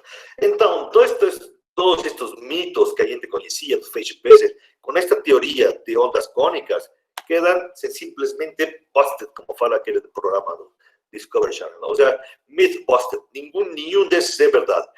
Quando a gente compreendeu todo isso já foi embora, todos e cada um deles desaparecem. Não tem mais problema. Bom, agora vamos a movernos nos feixes gaussianos. Pues como aqui, Deus. Feixe gaussiano, a gente sabe que como a gente faz, equação de Helmholtz, aplicação parcial, certo? Depois a gente faz esta aproximação, que a segunda derivada é muito menor que a primeira, a gente termina com a equação parcial de onda, certo? Então, a parte importante é que o frente de onda para um feixe parcial vai estar da superfície de uma parábola. Praticamente, essa equação também chama-se equação parabólica, curiosamente, mas o frente de onda é uma parábola em feixes paraxiais. A solução mais simples é o feixe gaussiano, a gente já conhece, pronto, então a gente sabe que está aqui o feixe gaussiano, viaja uma distância, o frente de onda vira parabólico e diminui a intensidade, etc, etc. Certo? E, bom, aqui está aqui. Uma coisa muito importante é que estou mostrando aqui o frente de onda, certo? E, bueno, aqui a intensidade é muito melhor para esta. Esta superfície aqui está representando a propagação da largura do beamwidth, certo? A largura do feixe, certo? Esta linha, esta curva, é uma hipérbola. E lembre que a gente falou que o frente de onda está aqui, certo? Este WDZ sigue uma trajetória hiperbólica e este daqui me está falando que a superfície de frente de onda é parabólico. Aí eu tenho um problema, porque acontece que em geometria a gente sabe que se a gente tem uma hipérbola, a superfície ou a curva que é perpendicular a ela vai ser uma elipse. Então, acontece que para feixes paraxiais, neste caso, feixes gaussianos, os raios de um feixe gaussiano não são perpendiculares ao frente de onda. Aí está uma contradição um pouco esquisita, né? A gente resolveu esse problema, o que a gente chamou ácidos paraxiais. A gente resolveu esse problema, a equação de Helmholtz em coordenadas elípticas, ¿sí? Aquí estoy mostrando de nuevo, parábolas son perpendiculares a parábolas, ¿sí? E hipérbolas van a ser perpendiculares a elipses. Y aquí tiene este problema, aquí yo tengo hipérbolas y tengo parábolas, entonces simplemente por geometría ellas no pueden ser perpendiculares. Pronto, a gente resolvió la ecuación de Helmholtz en estas coordenadas que acabo de mostrar. Aquí está el caso paraxial y aquí está el caso paraxial de orden superior, los dos son superiores. Este es el caso no paraxial, ¿cierto? Entonces, tiene el mismo comportamiento de intensidad, fase muy similar, ¿cierto? Y no tiene ningún problema, no tiene que andar inventando ahí virtual point source o fuentes puntuales virtuales, ¿sí? Cosas exquisitas que acontecen en la teoría paraxial, eso no existe más cuando a gente resuelve la ecuación de Helmholtz, ¿sí? En las coordenadas correspondientes. Pronto, esta historia nos dio también a aparecer de nuevo en lo mejor de la óptica en 2004. Pronto, agora vou falar rapidamente de feixes Laguerre-Gauss. Esta imagen de aquí es muy poco conocida. Todo mundo conhece aquela de los que voy a mostrar más na frente, los Hermite-Gauss experimentais. Este de aquí fue demostrado en 1963, un poquinho después de ter demostrado los feixes Hermite-Gauss. Este es el trabajo teórico, ¿cierto? Estos caras que trabajaron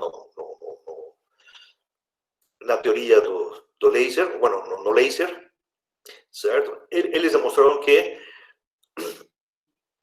em um resonador laser, as soluções têm que ser Laguerre-Gauss, e depois Rigrod, ele fez o experimento, mostrou que, em efeito, ele pode conseguir os feixes Laguerre-Gauss. Pronto. A gente descubrió en algún momento que estos feixes, olhando a física matemática, las funciones de Laguerre-Gauss, aquí está Laguerre, la gaussiana, asintóticamente son muy parecidas a Bessel. Entonces falei assim, peraí, se são parecidas a Bessel, então a LEM tem um formato estruturado, tem positivo, negativo, fase 0pi, 0pi, tem um campo estruturado. Se é um campo estruturado, de novo, deve ser la suma de duas ondas. O problema foi procurar essas ondas. A gente, o que estou utilizando, o fenômeno que estou utilizando para mostrar a existência dessas ondas é precisamente a obstrução do feixe. Se eu boto aqui o feixe, tem que aparecer as duas ondas, porque lembra que, como eu mostrava nas ondas planas, eu boto uma instrução, sai uma onda para cima, outra onda para baixo. Bessel aconteceu a mesma coisa, onda para cima, onda para baixo. E a gente vê aqui esta obstrução, depois uma certa propagação. Olha o que acontece. Tem uma sombra pequenininha e uma sombra grandona. A pequenininha se deve àquele frente de onda cônico que vai para dentro, e esse frente de onda que vai para fora. Se a gente observa no Laguerre, tem um comportamento similar. Está aqui a onda pequenininha e aqui afora tem a onda que vai para fora. Certo? E não só isso. Neste caso, a gente tem a obstrução acima, a sombra que viaja cônica nessa direção aparece do outro lado. E a mesma coisa aconteceu aqui. Uma vai para fora, mas outra acontece do outro lado. É por isso que a gente tem aqui esta parte oscurecida. Certo? E, lamentavelmente, nesse filme não dá para ver, mas sim dá para ver a propagação. A gente vai estar vendo aqui como viaja uma sombra para cima e aqui está viajando a outra para fora. Então, esta coisa aqui deve ser a superposição de ondas cônicas, neste caso, porque tem simetria cilíndrica. A gente trabalhou muita matemática e inventei estas funções, mas a gente fala inventei, depois para estudante, e depois o estudante trabalha tudo e fala que é dele, então tudo bem. Parte da história. Então, inventei estas soluções, aqui está, a gente já sabe que as funções de Laguerre são funções hipergeométricas. Então, construí uma solução muito similar que a gente construiu a função de Neumann quando a gente está brincando com funções de Bessel. Brincando com isto, construí uma função que eu chamei Laguerre-Hankel. ¿Sí? A esta le chamei função X, porque de algum jeito procurei em todo o livro de física matemática, naquele Gramsci, porque que letra não está ocupada, a única que estava desocupada era X. Então, eu gostei dela porque, além também, o fellow da OSA, ele deu para mim porque era por feixes exóticos. Já está certo, então vai ser um feixe exótico, está aqui. Então, a gente inventou estes Laguerre-Hankel-Gauss. E aqui está o comportamento, o verde é Laguerre-Gauss, o vermelho é o outro, aquele o X. A suma dos dois tem esta linha azul. Certo? E aqui está o que acontece. Este é o frente de onda cônico, tem uma pequena curvatura aqui na orilla, no extremo, sim, hacia fora, e depois fica plano. Isso seria intensidade, certo? E então aqui tem um cono que vai para dentro, um cono que vai para fora, do mesmo jeito que eu fiz para os feixes Bessel. E se eu sumo os dois, acontece que se é a ordem superior, a mesma coisa, não passa nada, mas a parte importante está aqui. Aqui está a Laguerre-Hankel que vai para fora, certo? Aqui está indo para fora. Aqui a Laguerre-Hankel que vai para dentro. Lembre que quando tem uma onda cônica que vai para dentro, depois de que passa o eixo, ela começa a interferir com o próprio. Ela cria uma onda que vai para fora e começa a ter a interferência. Está aqui a interferência. Aqui está, este aqui eu gostei muito para começar a trabalhar, fazer experimentos e para comparar com feixes Bessel. Se eu sumo estas duas, esta onda de acima e esta onda de baixo, o que eu obtenho é isto de aqui. A propagação normal de um Laguerre-Gauss. Exatamente igual. Certo? Então, a gente evidencia de novo, a gente fez aqui, como falei, uma obstrução para ver o que acontece. Essa obstrução fica, esse Hankel vai para fora, H1. A sombra começa a ser mais grande, fica maior conforme vai propagando. A outra, certo? A que vai para dentro, o cono que vai para dentro, começa a interferir. A sombra fica mais pequena, mas também começa a interferir rapidamente aqui no centro. E, pouco a pouco, aos poucos, vai começando a formar o feixe estruturado, associado a este Laguerre-Hankel 2. E, neste caso, a gente fez a propagação do Laguerre-Gauss, propagou, e a gente observa claramente como está aqui a sombra grande, devido a este Hankel 1, a sombra pequena, o Hankel 2, certo? E como vai avançando em cada caso, até que depois fica somente a sombra grande, e o outro desapareceu porque está aqui já com a superposição, e um pinguinho aqui do outro lado, devido à sombra que está viajando nesta direção, como forma de cone. Então, o experimento mostra que sim, na verdade, estes campos estruturados é a suma de ondas cônicas ou quase cônicas. Estou falando quase por fato de que tem uma pequena curvatura. Essa pequena curvatura é a culpada que faz que continuem essas trajetórias hiperbólicas, que na verdade, quando escutou dos feixes Airy que vão por trajetórias hiperbólicas, o feixe Airy, ele viaja ao longo de linhas parabólicas e chamaram de feixes acelerados. A gente já conhecia muito tempo atrás os feixes acelerados. Os Laguerre-Gauss e Hermite-Gauss, por fato do extremo viajar ao longo de hipérbolas, é uma curva, então é um feixe acelerado. Então, o feixe acelerado existia desde o invento do laser. Pronto. Depois, aqui está a primeira descrição teórica, neste paper que tem aqui acima, sim, Boyd e Gordon. Eles mostraram que em um ressonador, de novo, sim, um ressonador laser, os modos tinham que ser Hermite-Gauss.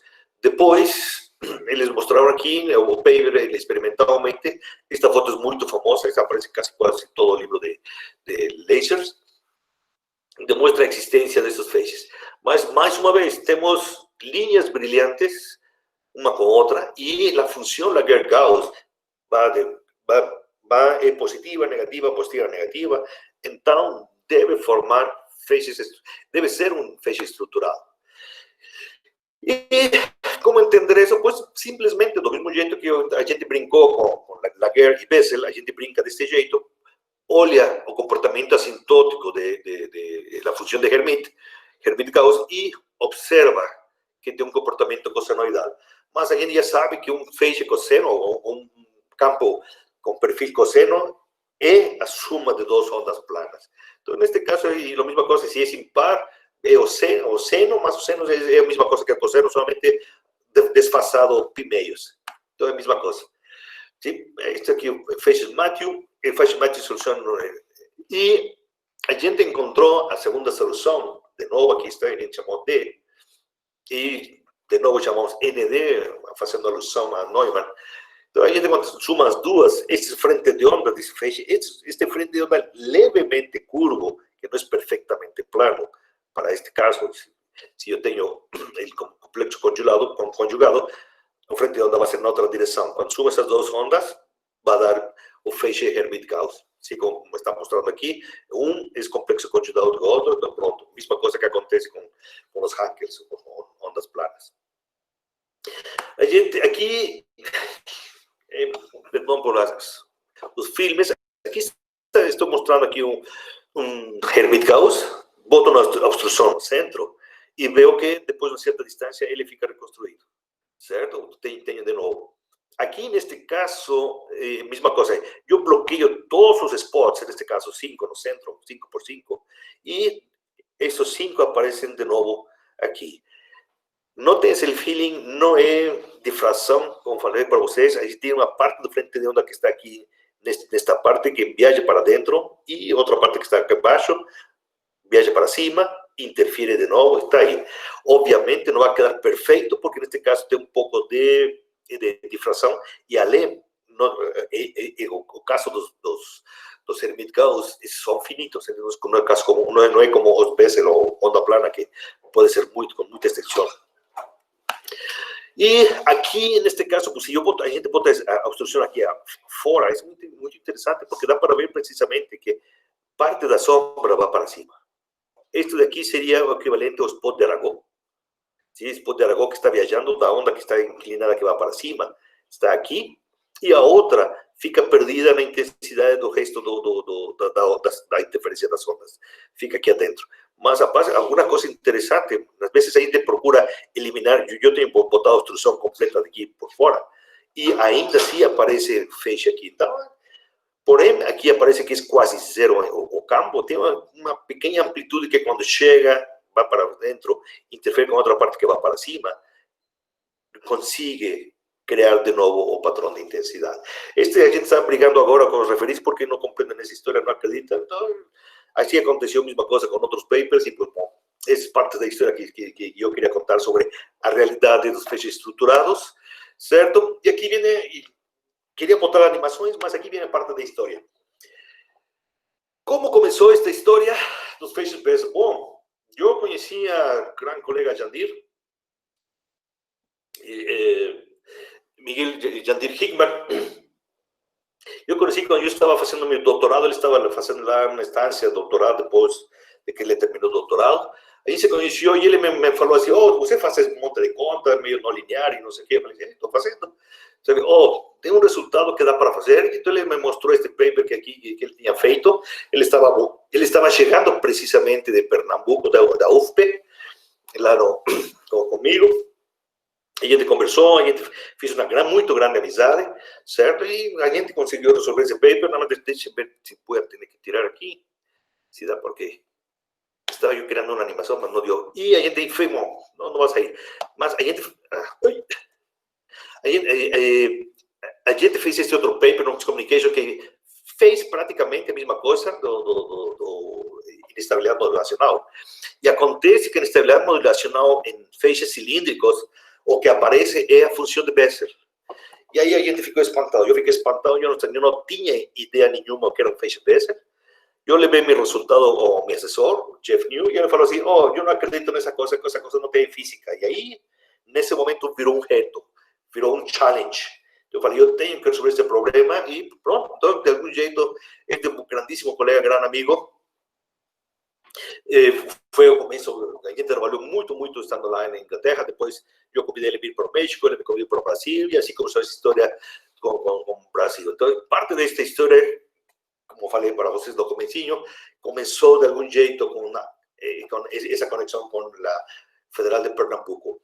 E outra coisa que depois, acho que foi nessa última visita, na outra visita que eu fiz lá a primeira vez que eu fui na UFP, tive um tour, fui dar a volta a todos os laboratórios, todos os colegas, assim, assado, e um deles foi Tabosa. Tabosa me convidou para seu laboratório de trampas de átomos, tudo isso, e ele me fez uma pergunta, Sabino, eu queria saber se tinha um jeito mais simples de medir o momento angular de um feixe, Laguerre-Gauss, porque botar aqui no interferômetro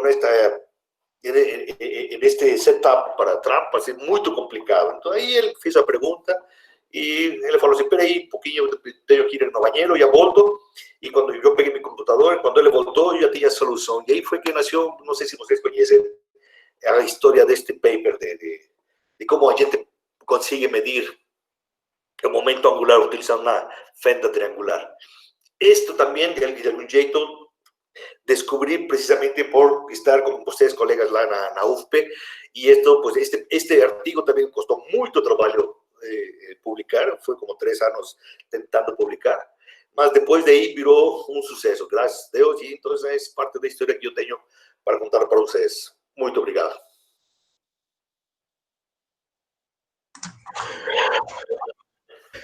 Bom, Sabino, muito obrigado aí pela apresentação.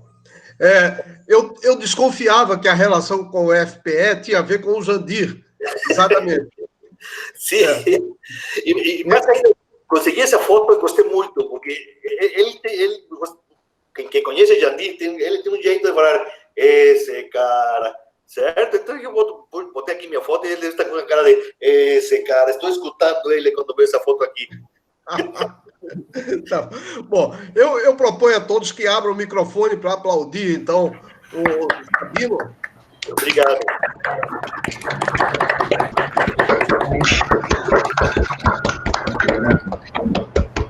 Bom, nós passamos, então, à fase de perguntas. Então, está aberta para perguntas. O Tabosa tem uma pergunta. Tabosa, por favor. Ok. Sabino, muito obrigado aí pela apresentação e pela lembrança aí da visita ao laboratório. Obrigado a você. La verdade foi um sucesso nessa vez. Tá bom. Não, na verdade, é uma pergunta mais ou menos geral.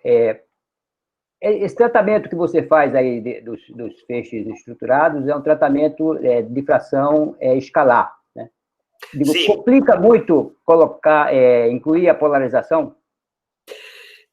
Não, colegas mexicanos aqui, uma de mis graduadas, Karen Volke, eu com ela comecei a trabalhar os feixes Bessel polarizados radial e azimutalmente.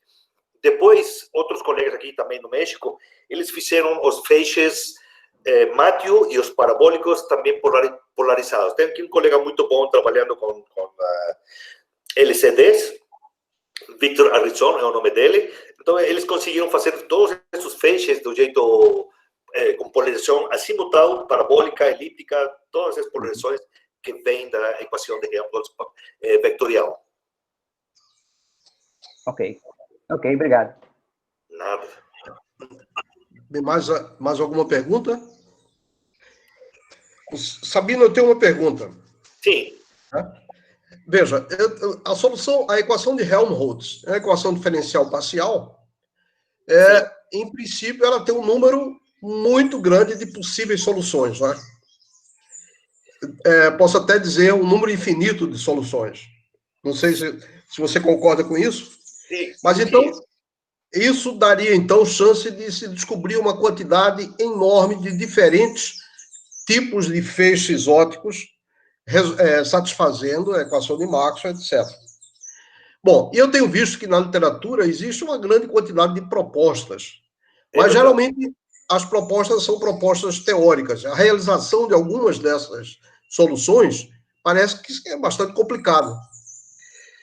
E me parece algumas que não têm assim muito sentido físico ou não vão trazer muita novidade em termos, por exemplo, se você quiser aplicar para fazer espectroscopia.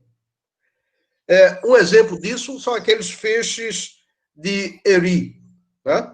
Sim. Os feixes acelerados, para que eles servem? Por que existe um interesse tão grande neles? Você podia fazer um comentário assim, geral, para poder me ilustrar um pouco com relação a isso? Certo, sim. Eu mostrei aqui agora equação de Helmholtz, como você fala, é uma equação diferencial de segunda ordem. Tudo bem.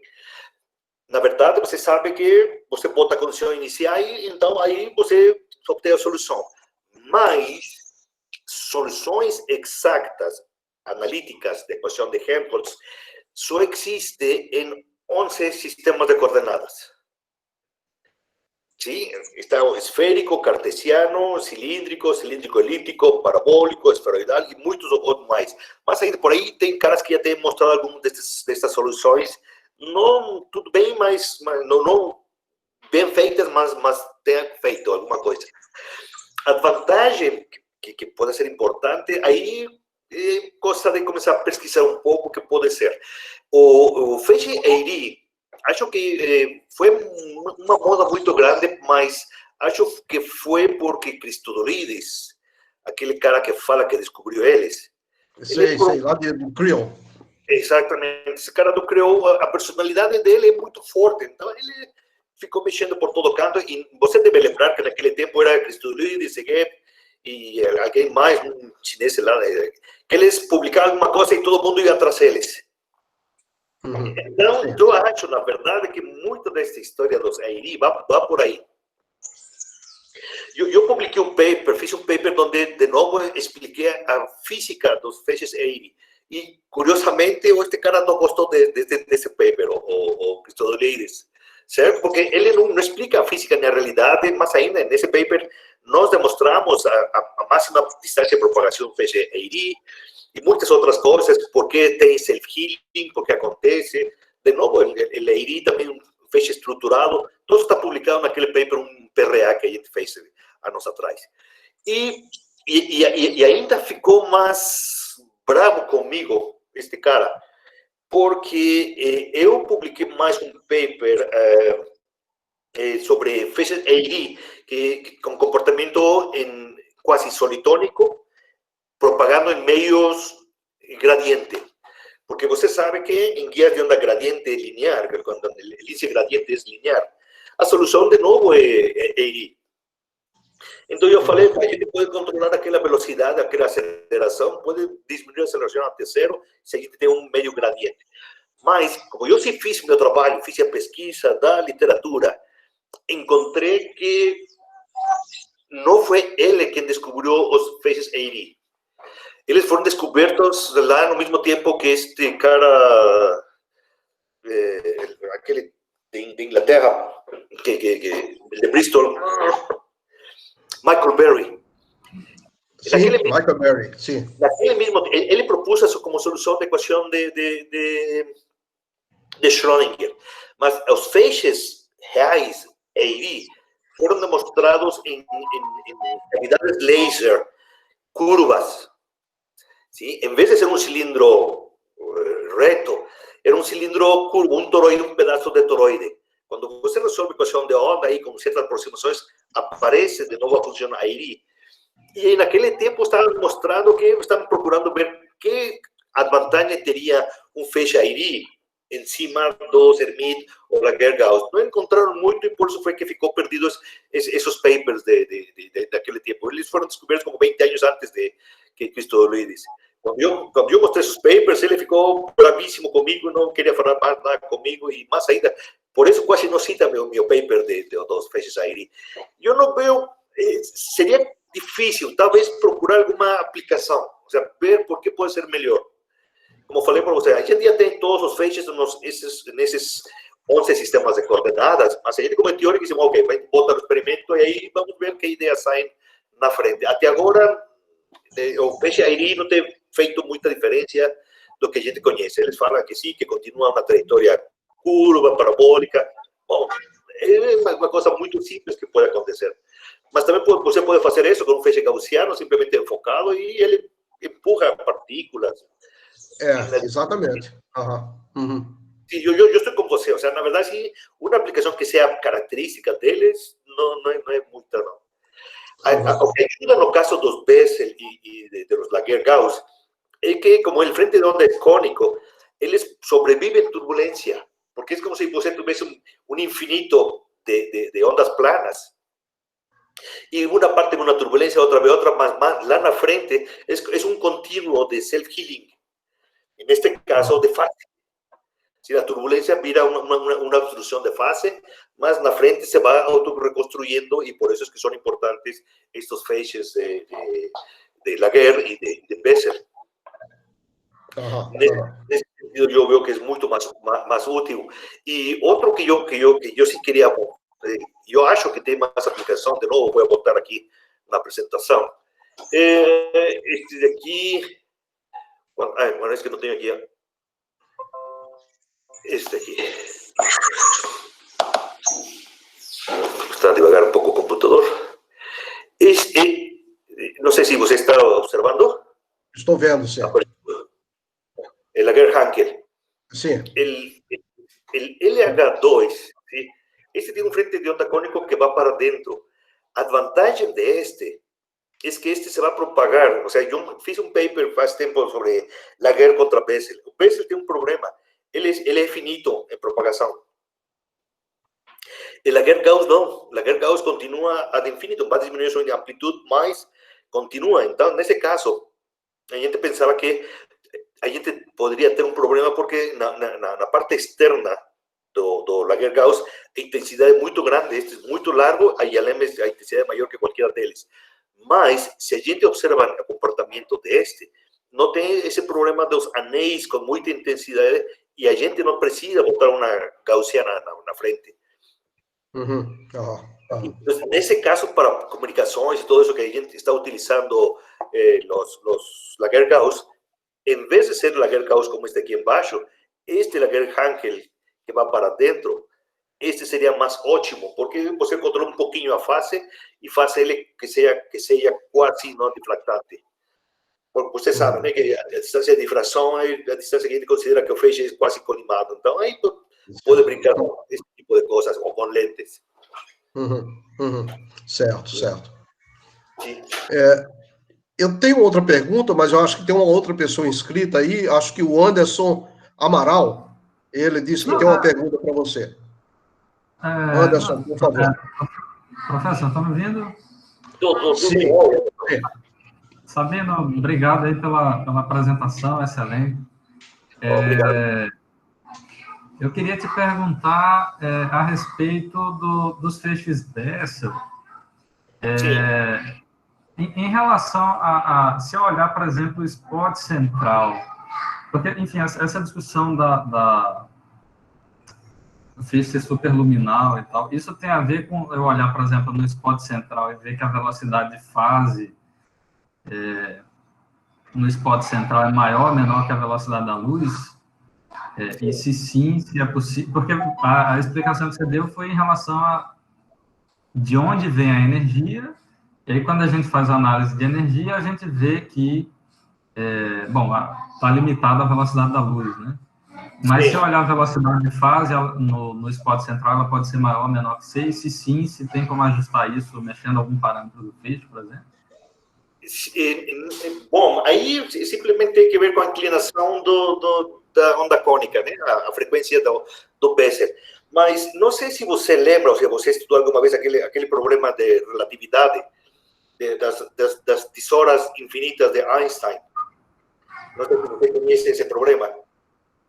Não. Ok, tá certo.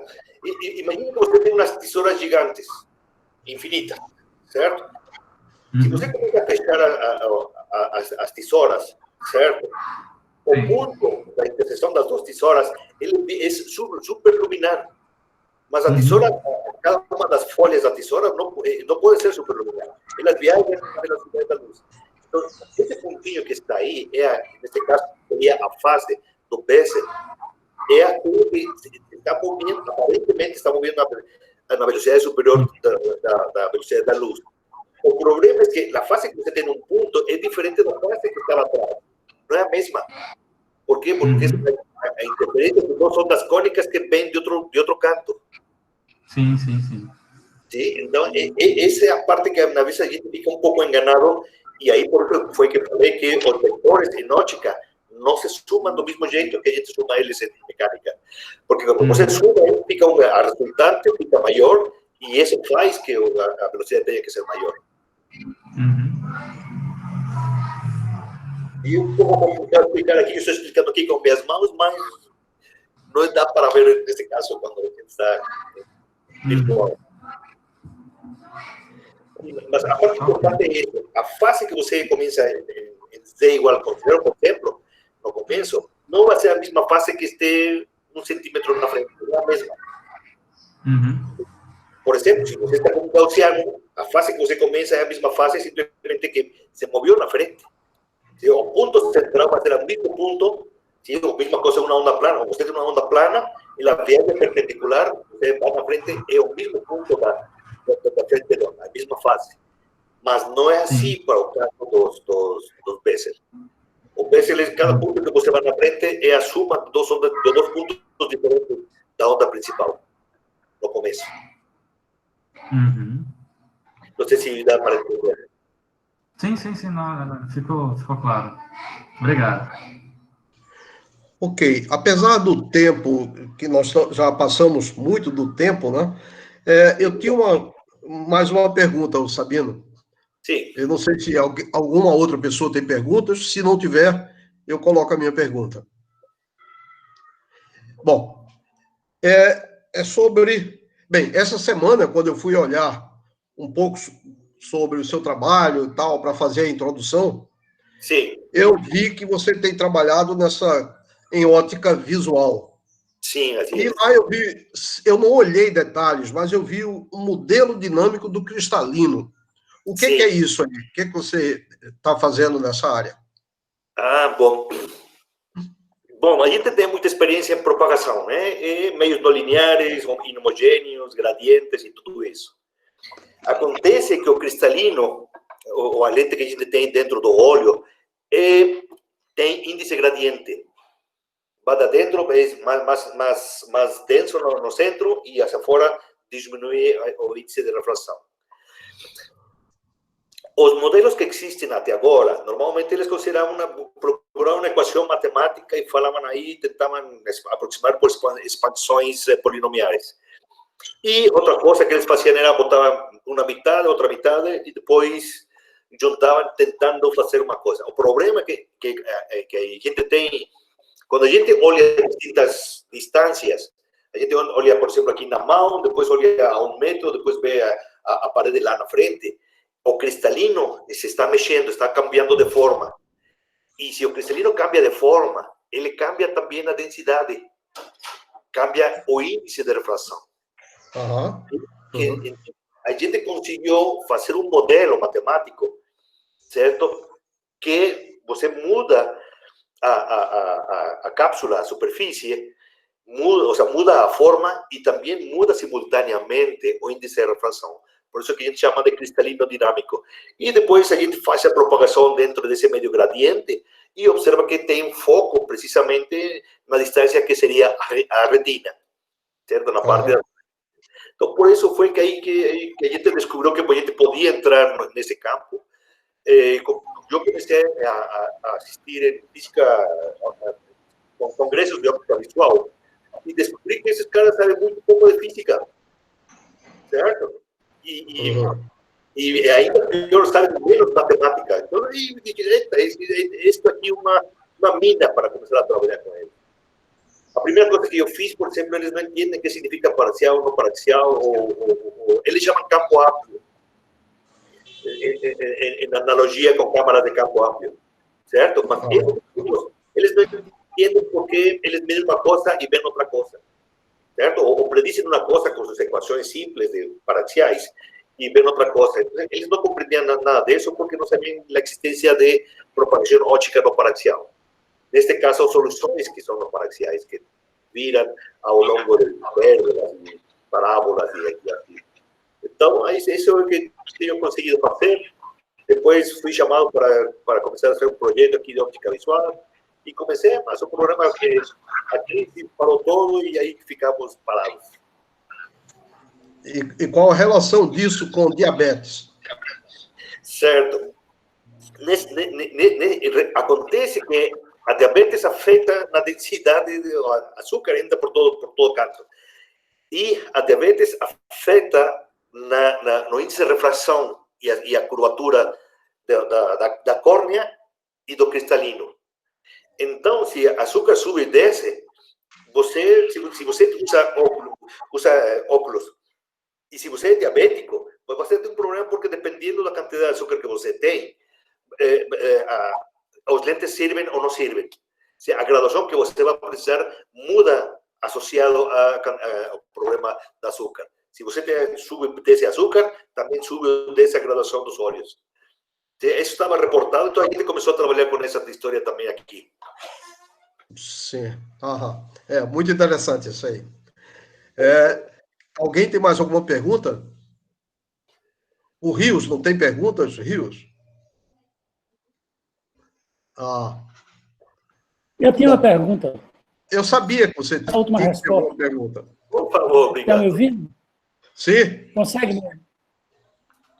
A implicação dessa dinâmica do cristalino já se manifesta em proposta para cirurgia de catarata? A ideia é sim, ao longo prazo. Por quê? Porque agora, com a engenharia biomédica que existe, é possível, já estão fazendo impressão de córneas. Certo? Então, neste caso, se a gente puder ter um material para fazer um cristalino 3D, a gente pode fazer uma impressão de cristalino porque você tem a equação matemática do cristalino estático e depois poderia precisamente brincar com ele, verificar que tem um comportamento similar ao do cristalino. Essa é a parte importante do nosso trabalho.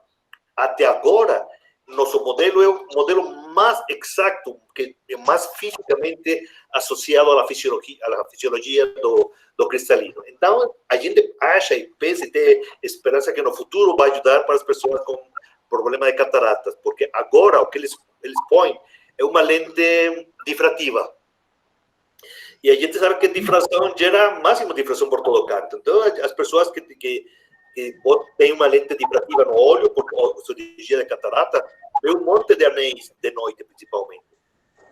E a ideia é de que, se fosse possível ter um material para fazer impressão 3D com essa função matemática, daria para substituir e não ter problema dos halos, certo? Dos halos difrativos que geram no caso dos lentes difratantes. Então, a gente tem esperança que no futuro.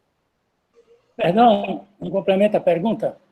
Sim. Mas a musculatura mexendo na curvatura é o fator dominante atual para fazer a lente artificial permitir profundidade de foco e uma visão boa com uma lente razoável artificial? Neste momento, o que está acontecendo é que eles têm difrativas multifoco, porque eles não têm feito uma lente que fique grudada no músculo. Aí ele fica simplesmente colocada ainda com muita sorte, bem centrada, certo? Com muitos focos. Tem 3 focos, 5 focos. Ano passado, encontrei um cara que conseguiu fazer uma foco linear, mais ou menos. Mas ainda, é possível fazer uma lente com uma distância focal linear, em vez destas multifocais. Esse é o máximo que podem fazer. O problema é que você não vai acreditar mais, os oftalmologistas ainda tem muita coisa de prova e erro. Tem 3 modelos, um livro para poder calcular, ou seja, se você quisesse estudar isso, um livro para poder calcular como se chama, a lente para uma intraocular. O preço desse livro deve custar $5.000.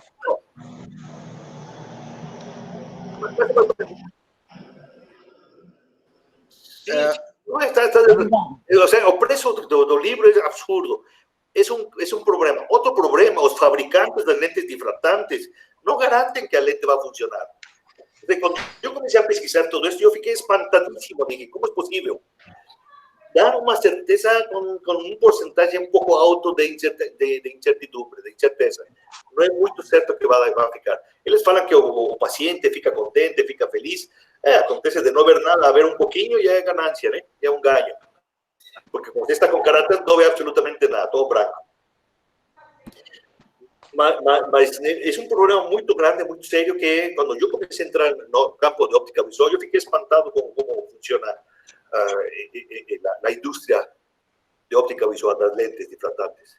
Tem muito para fazer e acho que tem muito campo para poder pesquisar deste jeito. Sobretudo, como falei, estes caras não sabem muito de física matemática. São uns quantos que estão trabalhando nas empresas que estão fazendo isso, mas a gente não garante que seja o melhor pesquisador nesse campo. Ok. Rios, mais alguma pergunta? Não, agradeço. Ok. O Sabino, tanto o Rios quanto eu usamos lentes difrativas a partir da operação de catarata. E realmente esses halos são inconvenientes, né? Se você olha para uma lâmpada distante, você vê os halos sempre. Eu não os tenho. Oi? Existe um tipo de lente que não dá isso. É só fazer o diâmetro maior do que a pupila. Eu não... Isso, diminuir, claro. Ah, bom. Eu não sei disso. A minha é bifocal. Eu sei que atualmente já se usa trifocal. Talvez tenha qualquer coisa melhor. Bom, mas eu acho que nós chegamos ao final aí, não é? Esse é um dos seminários mais demorados aí, mais longos, apesar de poucas perguntas, mas foi muito interessante. Sabino, eu quero, então, propor aos colegas aí que abram os microfones para aplaudir e agradecer novamente por você ter feito essa palestra, que foi muito interessante. Bem, então, vamos aplaudir, então, Sabino.